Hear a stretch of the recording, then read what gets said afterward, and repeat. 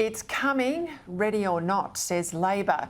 A referendum on whether to enshrine in the Constitution this Indigenous voice to the Parliament.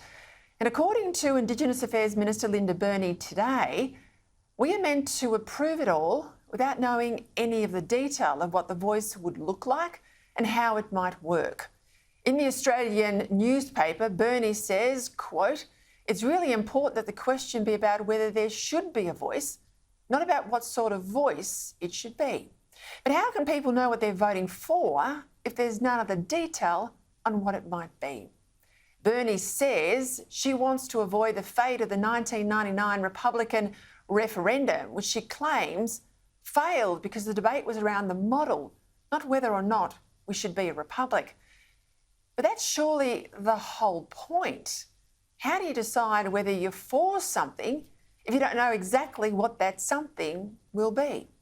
In 1999, voters were asked whether they approved of, and this is the quote, "a proposed law to alter the Constitution to establish the Commonwealth of Australia as a republic, with the Queen and the Governor-General being replaced by a President appointed by 2/3 majority of the members of the Commonwealth Parliament."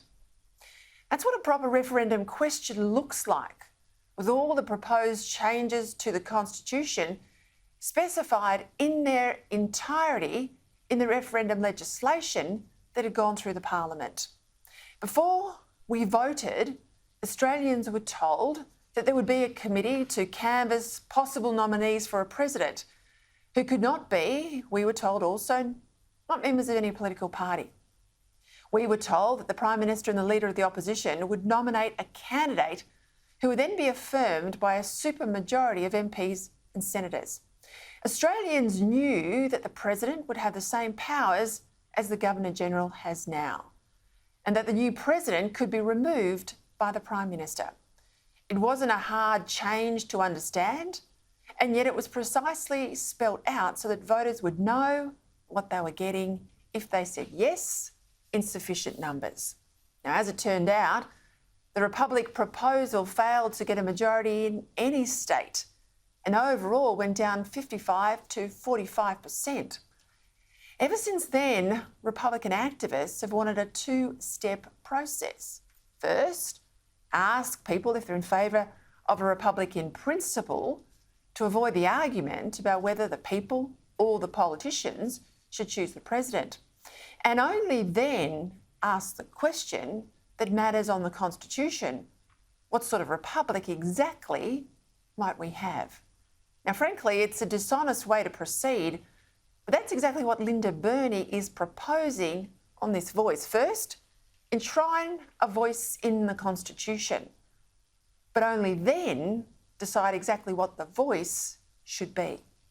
Her predecessor as Minister, defeated Liberal Ken Wyatt, well, he agrees with Burney. He told The Australian it might be a set of words as simple as the Commonwealth shall establish and maintain an Indigenous national body. For Ken Wyatt, there are three massive problems with this. First, simply enshrining a national body or voice could invite court challenges as to its adequacy. Second, the Commonwealth already has powers to do this under Section 51(26), as the establishment of ATSIC by the Hawke government demonstrates. And third, any proposal that effectively gives the government a blank cheque, it's asking for trouble. Meanwhile, the opposition is hedging its bets.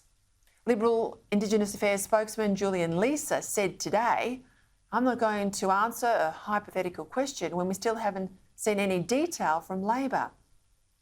Now, of course, Aboriginal people should be consulted on all government matters relevant to them, as we all should, as every recent government has in relation to Aboriginal people.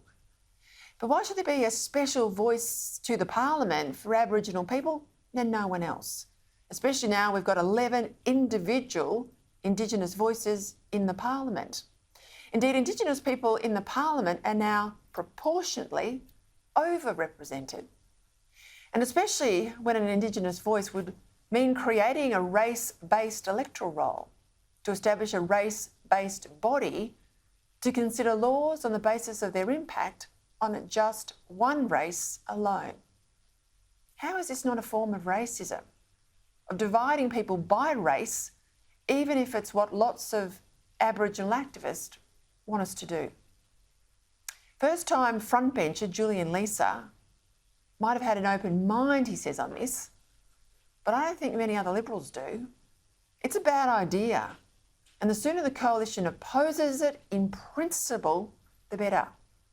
No Liberal Party worthy of the name should need to wait for any detail to declare that a race-based body on any level is okay.